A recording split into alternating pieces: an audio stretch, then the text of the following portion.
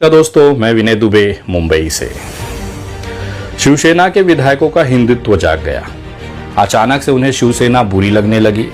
उद्धव ठाकरे जी जो खुद बाला साहब ठाकरे के पुत्र हैं, उनके अंदर इन्हें खोट नजर आने लगी। शिवसेना के 40 से 45 विधायकों के अंदर का हिंदुत्व जाग गया।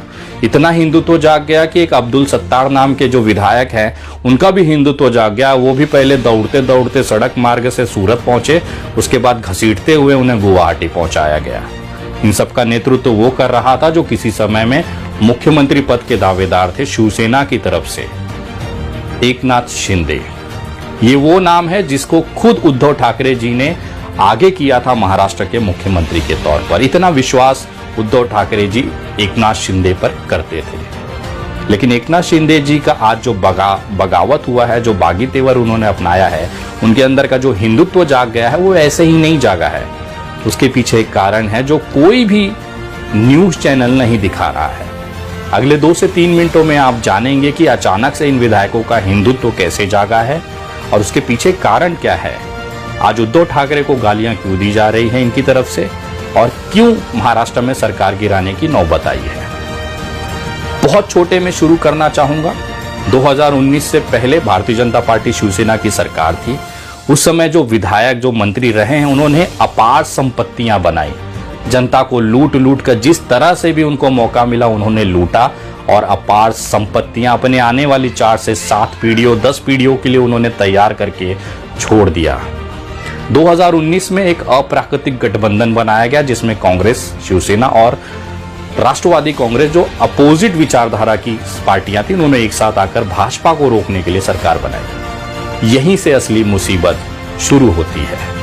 जब भारतीय जनता पार्टी को लगता है कि वो लड़ाई जीत नहीं सकते, तो आप जानते हैं वो जो सरकारी यंत्रणाएं हैं, चाहे वो इनकम टैक्स हो, चाहे वो इन्फोर्समेंट डिपार्टमेंट हो, ईडी हो, चाहे अन्य विभाग हो, उसका वो इस्तेमाल भरपूर तरीके से करती है ताकि विधायकों को परेशान करके अपनी तरफ लाया जाए।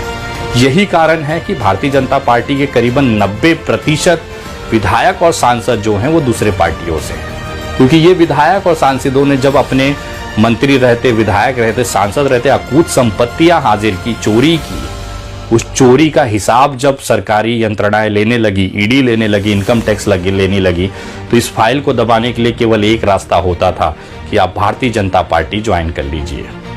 आज जो शिवसेना के बागी विधायक निकले हैं, उसके पीछे भी यही एकमात्र कारण है। उसका सबूत आप देखने जा रहे हैं आपके स्क्रीन पर। एकनाथ शिंदे जी नंबर 2 थे शिवसेना में। सारे जितने विधायक मंत्री रहे हैं वो कहीं ना कहीं उनसे कांटेक्ट में रहे हैं। यही कारण था कि भारतीय जनता पार्टी ने इस पूरी लॉबी को टारगेट किया।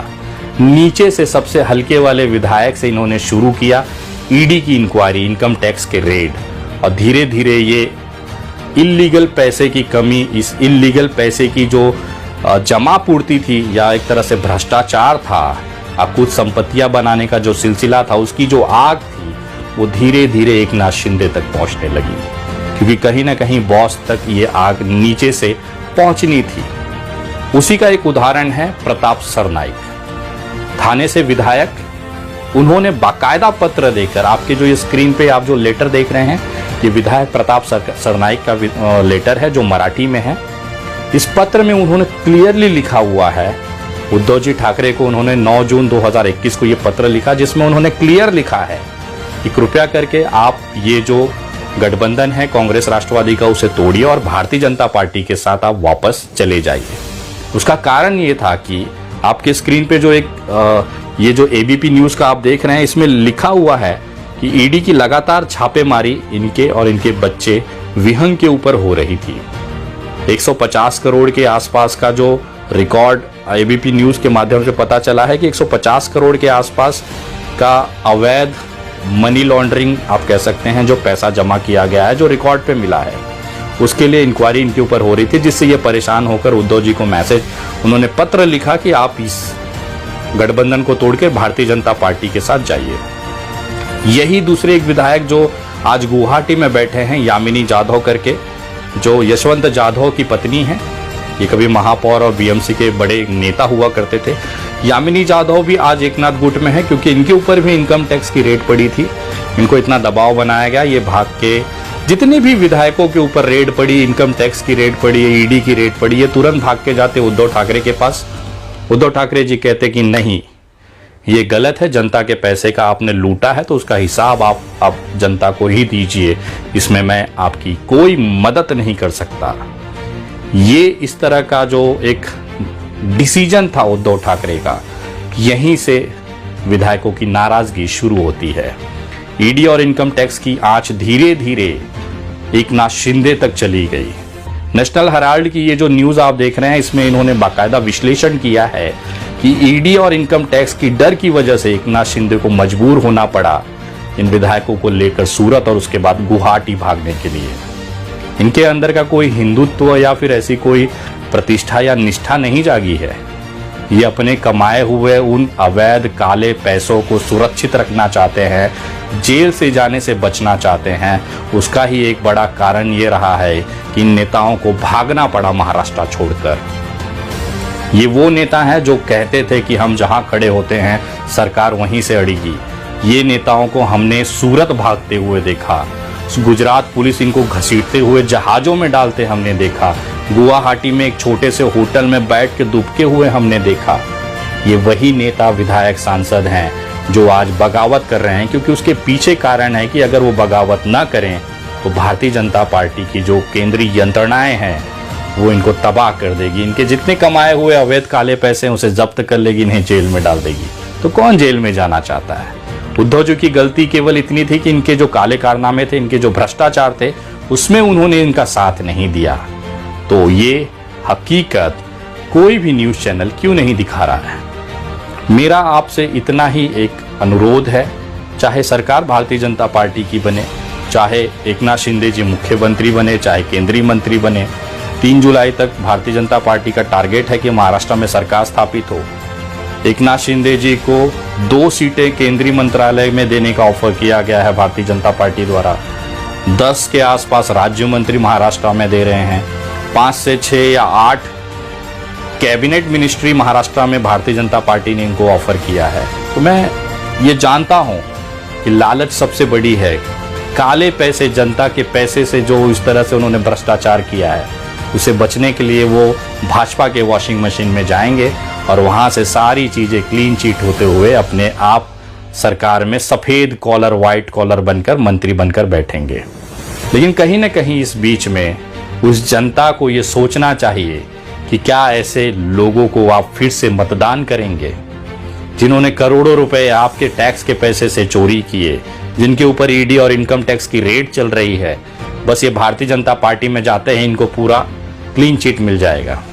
ये ठीक वैसे ही था जैसे 2019 की वो सुबह, वो भोर, जब अजीत दादा पवार साहब और देवेंद्र फडणवीस जी शपथ ग्रहण कर लेते हैं, उसके 2 दिन के बाद ही 70,000 करोड़ के घोटाले की जो फाइल थी एंटी करप्शन ब्यूरो में, वो रद्द कर दी जाती, क्लीन चिट कर दी जाती है। यही कुछ होने वाला है इन विधायकों के साथ। इनकी जितनी भी काली करतूतें, काली कमाइयां हैं, वो सब माफ हो जाएंगे जैसे ही ये भारतीय जनता पार्टी की सरकार में चले आएंगे।